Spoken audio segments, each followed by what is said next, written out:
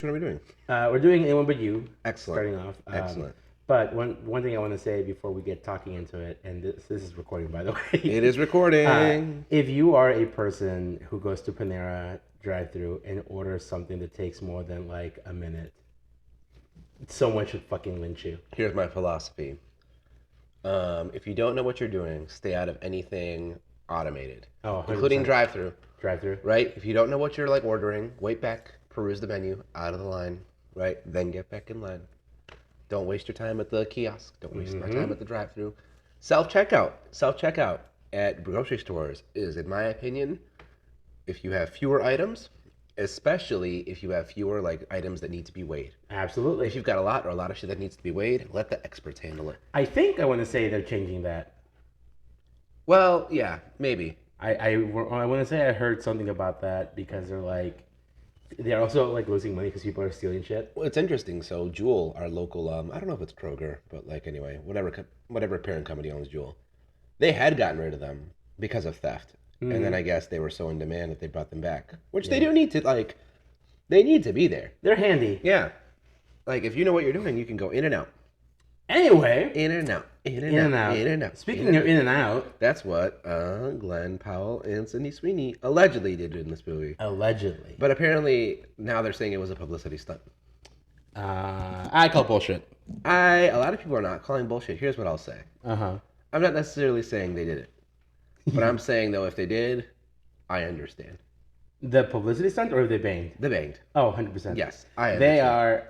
I asked this, I think, in the. If not, I forgot to put it. Yeah.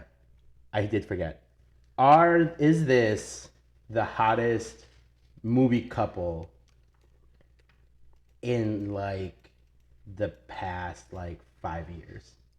Oh, definitely. I can't think of anybody else. That's what I'm having a hard time with. I mean, they are hot. Yeah. Sydney Sweeney, I would say, she has a bit of a weird face. A bit. It works. It works. It works for her. It works. I think she sells it well. Glenn Powell, though, is straight up washboard ad. God damn, dude. Yeah. And here's the thing. He has such a punchable face. Yeah. But it's a mix of like... But that's what works with both of them. It's what works. Yeah. I think for him, it's just like he just like has this air of confidence to him. Yes. Paired with that smile. That you're Yes. just like, God, you're so fucking handsome, but I want to punch you at the same time. Yes. And I feel like in this movie, because so like the only movie that I've really, really seen him like focused on is Top Gun. Yeah. In that movie, he is meant to be like such a raging asshole. Yeah. Like, anytime he shows up, he has to have this like not a smile, but a smirk. Yep. And I think that's what like makes that even worse in this movie, because he's actually allowed to be like a character with like more personality than I'm just an asshole. Yeah. I think it just makes him so much better. I forgot he was in Hidden Figures. It does make him so much better, and like he could have very gone the way of, I always forget his name. People call him Meth Damon. He got his break on Breaking Bad. Meth Damon. Are you talking about Aaron Paul? No, not Aaron Paul, but the one, the one who kind of looks like Matt Damon. He was in Game Night. Jesse Plemons. Oh, I don't Yes. like him. His face is weird. It is, but he, I feel like, has been typecast into this like weird guy. Yeah. Whereas Glenn Powell, I feel like, could have been typecast into just like the asshole, but thankfully has not. I'm down to see more of him because I know he had that movie last year, Devotion. It's like I think a war movie. He's like a fighter pilot too. But Yes. planes. Unfortunately, like it did not get a lot of buzz. Bad timing on that movie. I think so. Yeah.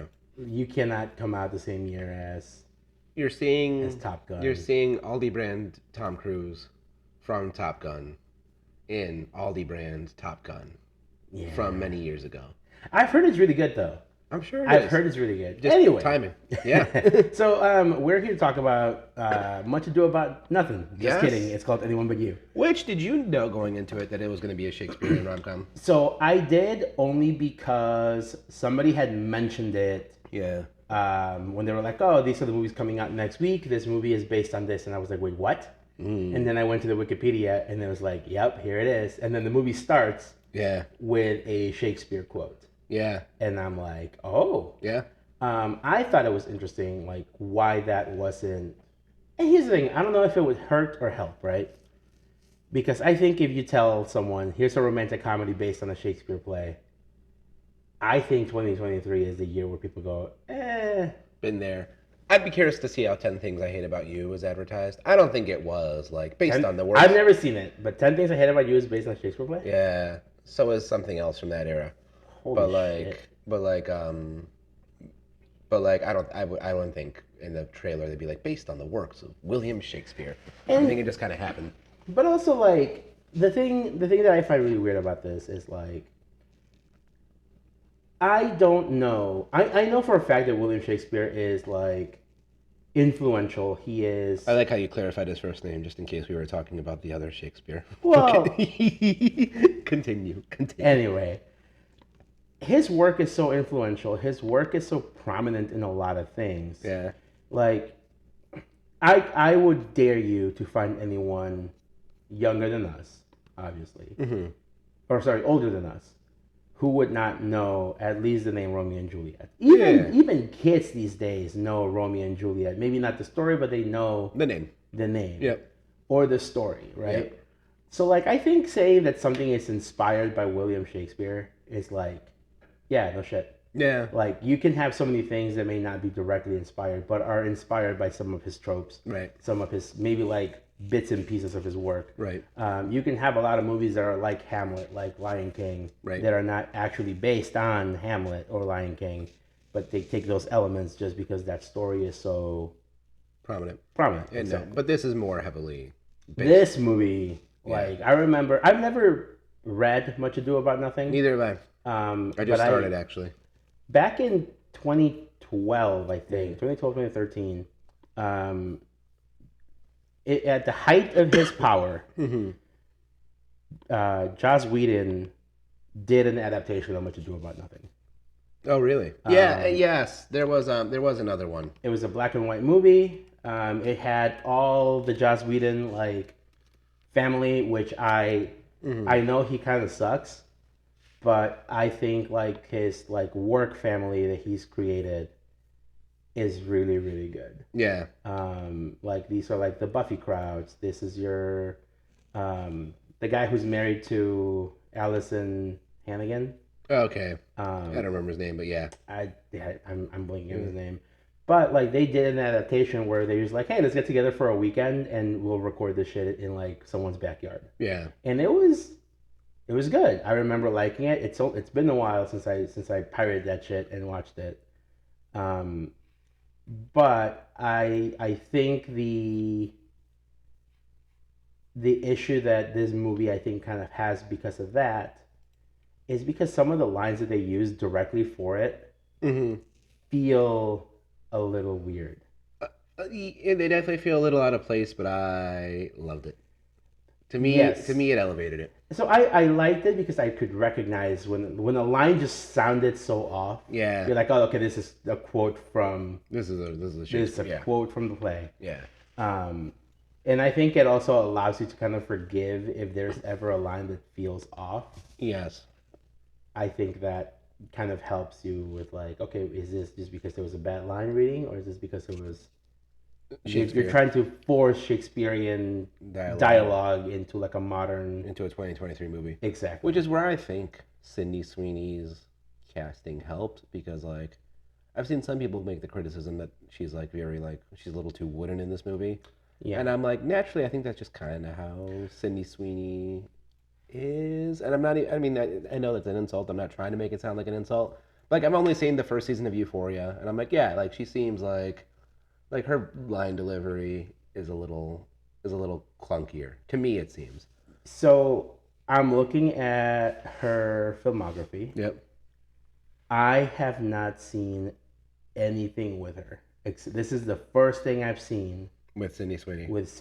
I'm looking through. I've never seen The Middle. I've never seen her in anything where she would be, like, heavily featured. Not even that. I'm looking at this. I don't think I've seen anything on here Yeah. with her at all. So for me, this is my first introduction. Oh, I've seen Once Upon a Time in Hollywood, but she played a minor character named Snake. Was she in the crew? Probably not in the crew. I think she was one of the people at the ranch, though. One of Manson's people. One of Manson's people, but not one of the main murderers. People who go into that. I think. Yeah. I just find it. I don't know, like. To me, she almost comes across as someone who's like hit it off because she's in a popular show like Euphoria. Yeah. Which is fine. Her break. I'm not saying that is her break. I'm not saying that's a bad thing. I just think that maybe she hasn't been given a lot of things for her to like really hone in on her like line deliveries or anything like that. But when she is like kind of just like being flirty and kind of bouncing off of like Glenn Powell, I think great. She sounds great. It's great. It feels very natural. Yeah. When she's acting along with some other people, which is just like talking to like her parents, when she's talking to like her sister, I feel like it's less good. I know that's not proper, but it does not feel as good, as natural as when she is bouncing off of someone who she's got genuine charisma with. Which, if you're adapting a Shakespearean comedy, lots of witty female leads in those, was kind of what you want. You want someone who can riff. Yeah, and that's what she does. It feels like I said, like some of these parts just really do feel like you're kind of watching a play. Yep. The line delivery of like when you're watching a live performance and the line delivery when you're making a movie sound different. Yep. And this does have a feel sometimes where you're like, oh, I feel like I'm watching a play, and you're like, kind of are. Yeah. Yeah. So I think that works. It works in the genre. I don't think there's a lot of stuff to like get into it. It's a very by the numbers, I would say, romantic comedy. Yes, I wouldn't say it does anything. Too drastically different. I think the one thing I may have liked. So in the play, it's heavily implied that B's character, which I think is Beatrice, but I have to go back and look it up, and Benedict's character, or Ben's character, Benedict, in the play. It's implied that they knew each other once, but you never find out how. And I don't think you find out for sure that they like. I don't think they outright say that. I think it's just like heavily applied. In the Much Ado About Nothing. Okay. In this movie, I like that how like rom-coms, there's the trope that causes friction where like someone heard the other person say something out of context. Yeah. And then that like Shrek and Fiona, like, who would love a big, ugly, hideous beast? Yeah. Yeah. I like that in this, that happens at the beginning. Yeah. So you can actually see most of the movie of them being like, fuck you. Yeah, 100%. I think that's what gives it like an air of freshness. But other than that, I don't think that there's like a whole lot of this movie that's like really groundbreaking, which is not bad. It's more. It was nice to go back to the rom-com this year. It was nice to go back to the Shakespeare rom-com. Yeah, for sure. But not even just like the Shakespeare rom-com. I think this year has been just really strong for romantic comedies in general. And like the past couple of years, I know we had that movie with Channing Tatum and Sandra Bullock last year. There's like The Lost Kingdom. I don't even remember. Something like that. I don't even remember. Maybe I'm just thinking that because it's Aquaman. Yeah. But something like that. And like this year, we had a very strong showing with the Jennifer Lawrence one. And now this one. Yep. And I think it's, I know I don't love those movies, but I do have a soft spot for them. Yeah, like they're cute. When Katie makes me watch them, yeah, I'm not upset about it. Our theater was full. I think that is a product of timing. But still, like, because this movie's not doing great. We'll talk a little bit about that in a bit. But I think if you're looking for a good romantic comedy, this is a good romantic comedy. Yes. It's an R comedy, which is great, I think. Is it necessary to be an R-rated comedy? No, it doesn't need it. There's really nothing. in here. That's like gratuitous. No, because like even the sex scene. Yeah. Like you kind of see some. You kind of see some butt crack. You see some nip and everything. I don't even remember that. I think there's a pair of boobs that I missed when I went to get popcorn. You missed a pair of boobs. I was kind of sad. You did was it Margaret? It was Margaret. Yep. Oh. That's unfortunate. As I said, this is the movie that when you're in 8th grade and you're home alone with your friend's house and you know you have it on DVD, this is the movie that you guys go watch. And you quickly fast forward to the good parts. The good parts. the two good parts. Yeah, that you can watch before anybody gets home. Air quotes on the good parts. Air quotes on the good parts. Yes, because 8th graders don't appreciate subtlety. I will say, when the lulls are happening, Yeah. I think the supporting cast is very good. I really like the black friend. Yes. Well, one of the two black friends, right? Gata? Yeah. I have no idea who he is. Yeah. He's a rapper. I guess he was in the show Dave. And he plays Pete, right? Pete. And dude, he's fucking funny. He acts great. Beside a koala. There's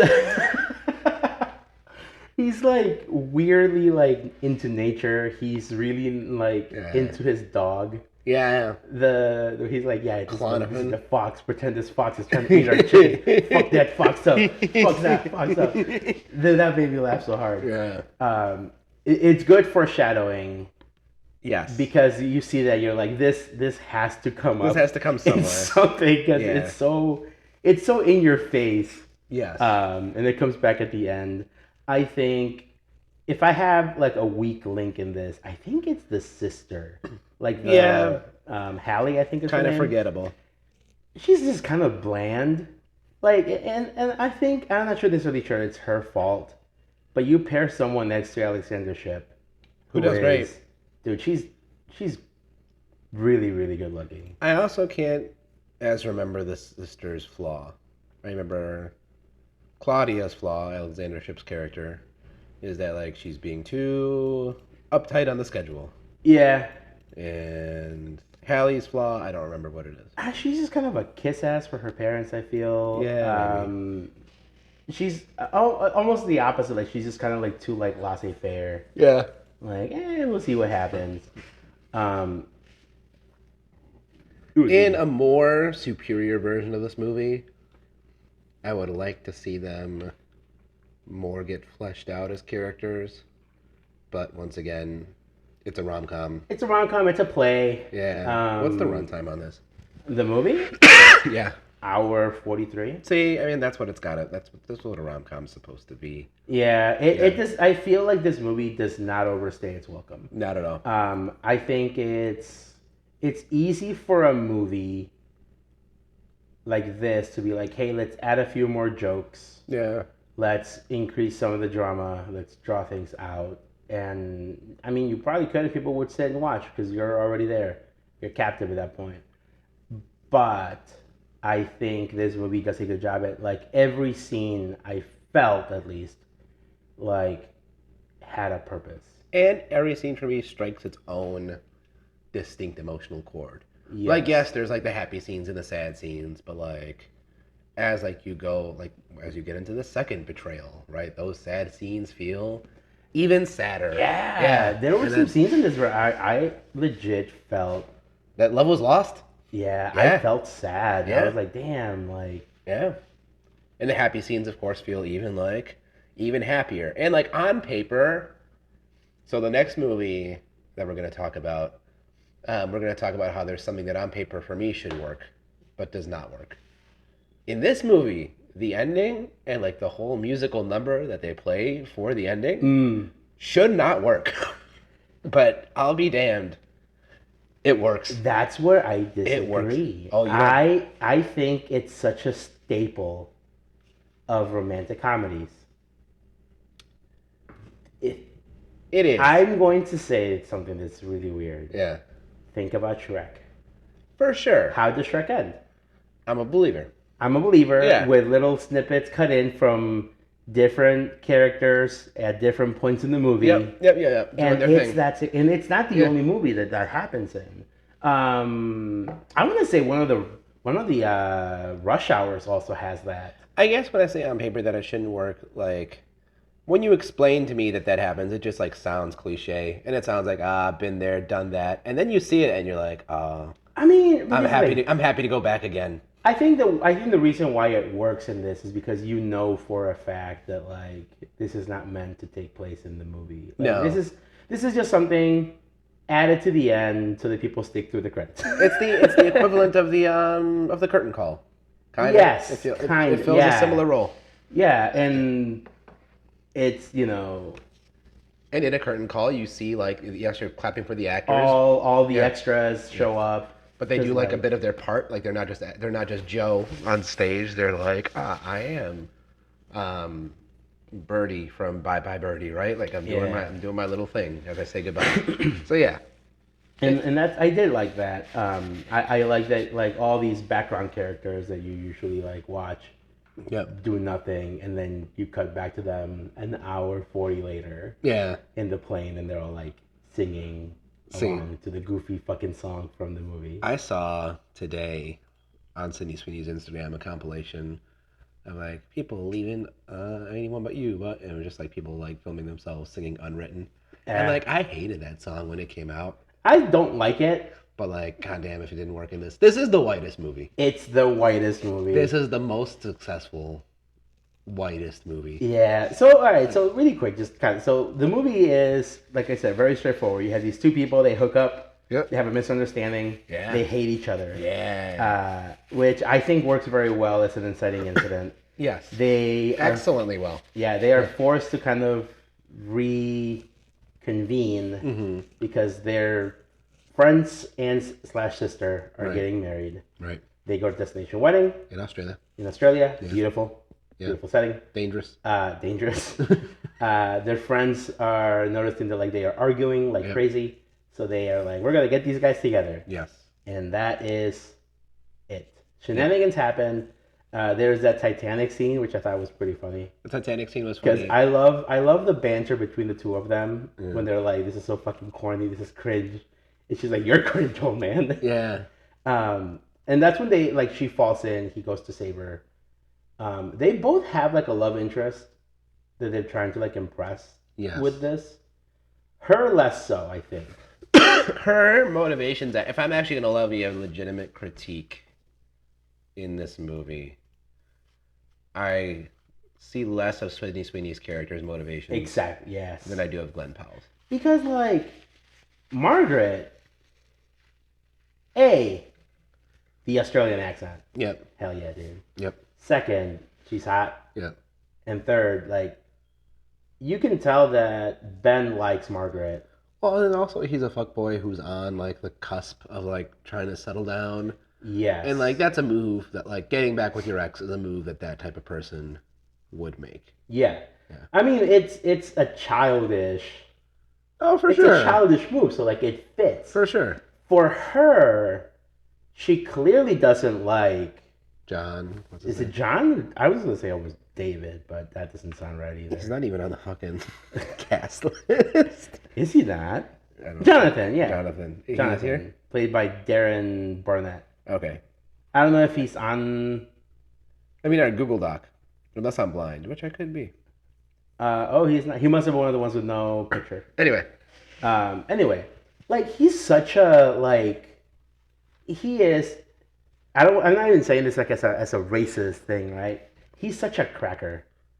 Like, he's a saltine, like, nothing is about him that we're told is interesting. He's just bland. The villain in Much Ado About Nothing is called Don John. And he's a bastard who, like, doesn't speak a lot. Is he supposed to be Jonathan's character? I mean, a lot of the other characters are like, you know, Ben and B are like Benedict and Beatrice. Yeah. So far, it's been pretty consistent about like keeping up with. Like, there's a Claudio, right? That doesn't mean they're supposed to be like 1-for-1 adaptations. No, but like you kind of usually see like there's at least a parallel meant to be drawn. Yeah. Or like an amalgamation of maybe two characters. Yeah. But like with a character like you said, Don John. Yeah, he's supposed to be the villain. Is he supposed to be after one of them? I don't know yet. Because I haven't read. Yeah. And as like I said, it's been since like 2013, 14 since I watched that movie. Anything Shakespeare? No, that movie. This particular story. Oh, Much Ado About Nothing? Because I told you, like, I watched that movie. Excuse me. And so, like... I missed that part. I did see, like, the story. And watching this, like, I was sitting there going, like, I don't remember anything. And then as I'm watching the movie, like, oh, yeah, they are trying to, like, set these two up who, like, you know, kind of have a thing, but kind of not have a thing. Right. But I just, like, he's such a nothing character. I'm like, what does B get out of this? And I'm also like, is this her subconsciously kind of wanting this to work with Ben? What does B get out of this? But also, like, yeah, she gets her parents off her ass, right? And I get that, but at the same time, it's like, this is just gonna be this weekend. You can't keep this shit up. I didn't get her speech about it feeling too safe. Like, now that you're talking about how he's such a nothing burger, and now seeing how the play works, where like his character's whole thing is he's a man of few words, right? Whereas B and Ben, like, are very much characterized by their wit. Yeah. Like, how much they talk. I can see where that thread connects, but, like, in the movie itself, I'm like, I'm not saying she has to go for him. I just kind of wish that there was a little more to show, like, what's at stake of her choosing him or not. Because, like, yes, she goes for him to get her parents off her ass, but, like, you don't see anything, but, like, you never get to see them interact in a way where you're like, this would be bad. Like, if they got together. So, like, there's some scenes in this movie that makes it feel like her and Ben are kind of hitting it off. Where they're playing chess. Like, highly metaphorical. That scene specifically, right? Did I bop your nose in this movie? Oh, 100%. I know I bopped your nose in Aquaman. But, like, I'm trying to remember if I bopped your nose in this movie. Oh, no, because you were too far away. Ro was in between us, and that would have been, I think, too far of a reach. But that would be a scene where I'd be like, boop. Yeah. Yeah. And, I don't know, I feel like it besides that scene, like, there is never really anything showing us that she might kind of be into Ben. Yeah.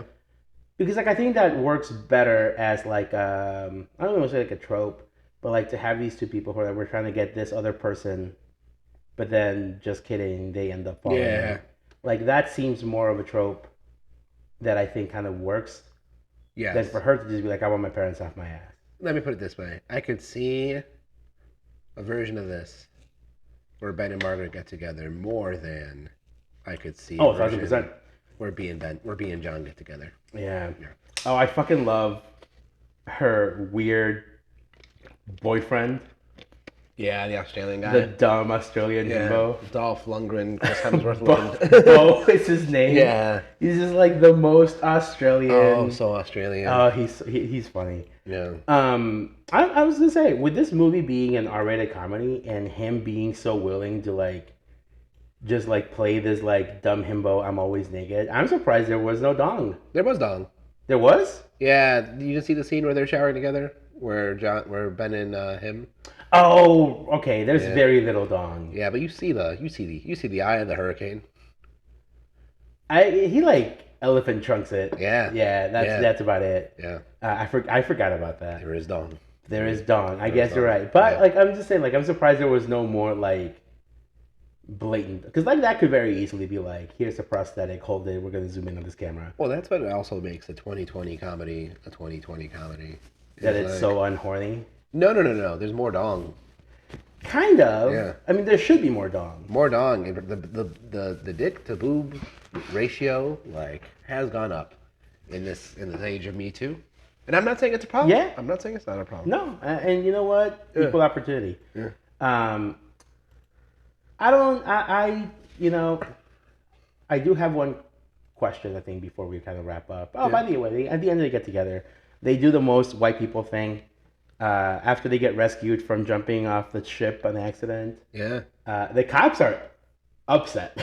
Yeah. They're just like, stay out of the water. And then at the end of the movie, when B like leaves to go people watch at the Sydney Opera House. Yeah.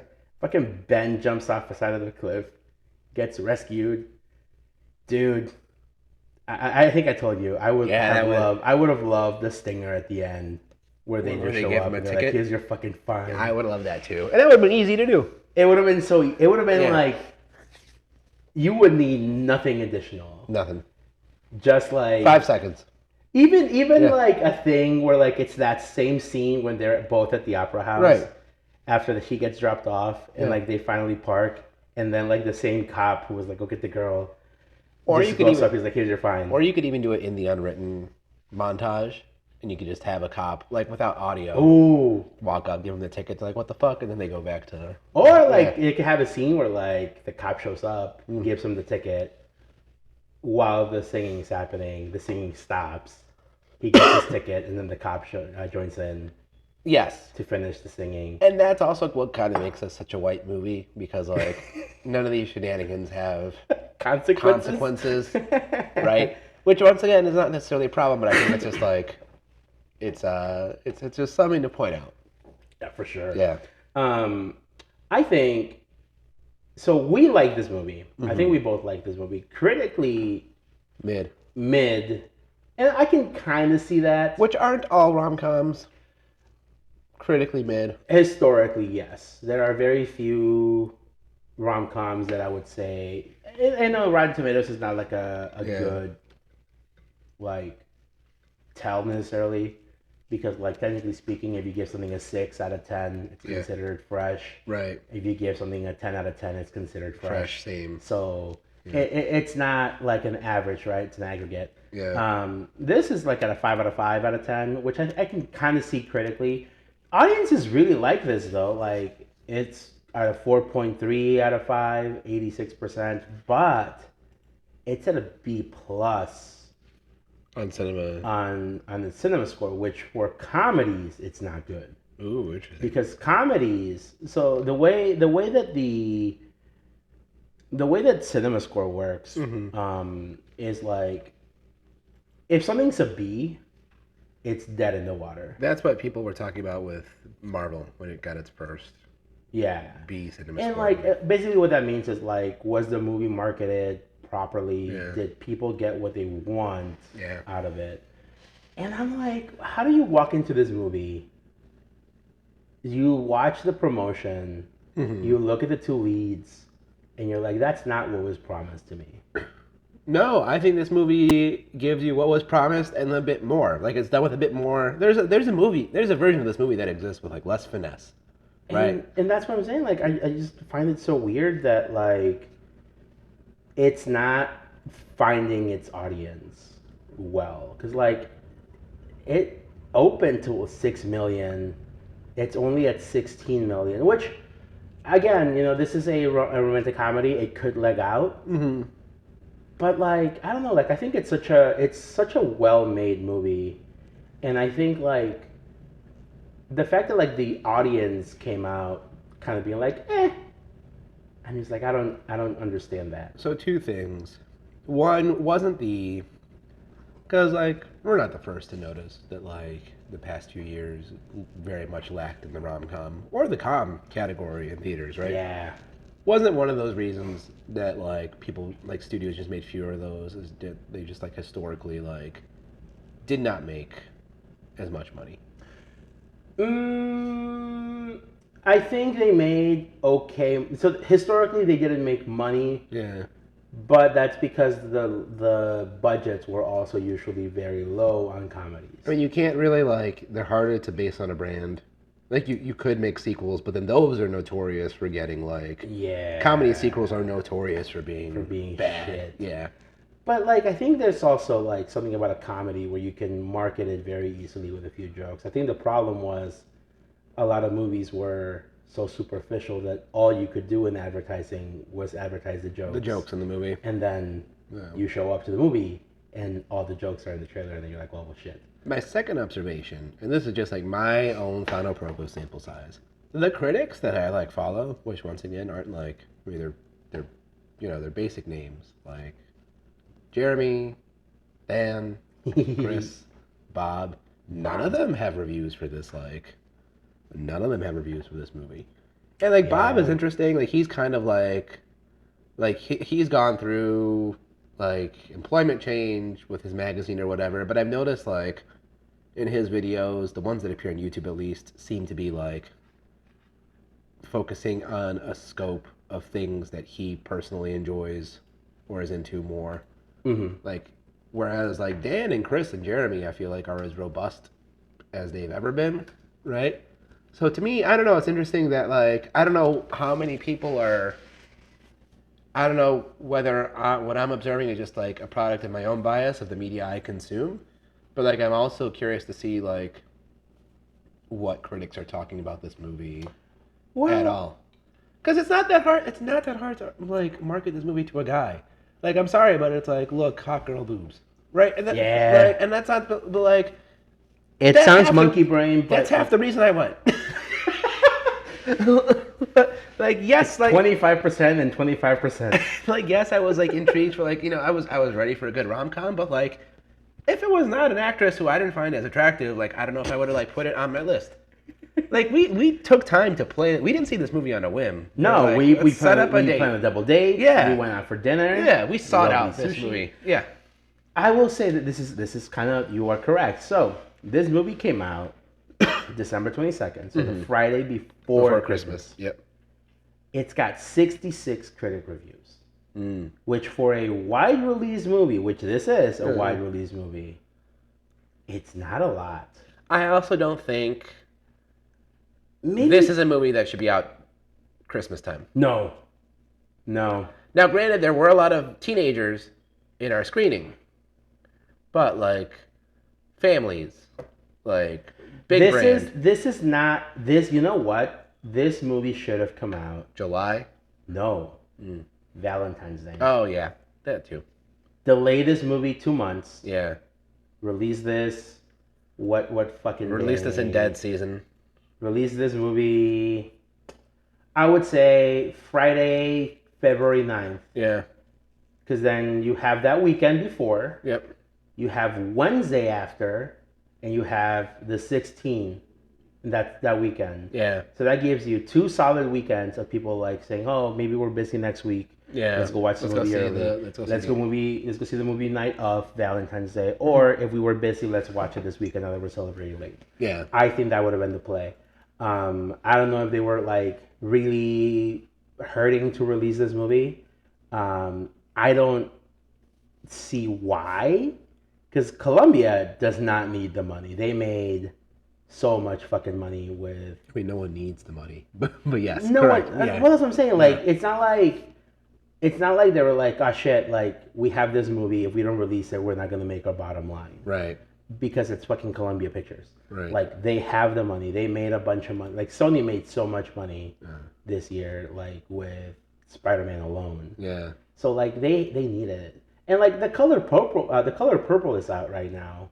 Yeah. So, like, that movie is going to be drawing in a lot of, like, the older crowd that would go see an R-rated comedy. Yep. Because, like, people fucking love the color purple, dude. People love Oprah. Yep. So Wonka's out. So like there is something about counter programming, like around the holiday season, but I just don't feel like a romantic comedy.